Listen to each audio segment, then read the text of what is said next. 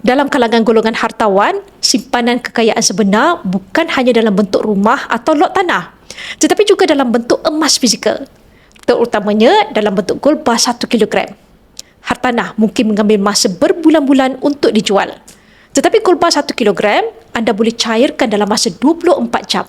Dengan public gold, proses beli balik mudah, harga yang telus dan tiada kos tersembunyi.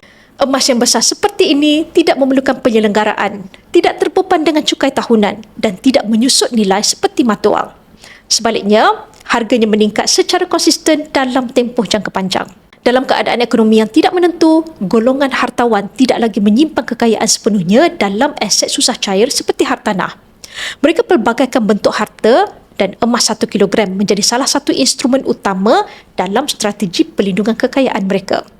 Jika anda senang membina kekayaan dan mahu menyimpan dalam bentuk selamat, mudah alih dan kukuh nilainya, gold bar 1 kilogram adalah tempat untuk bermula.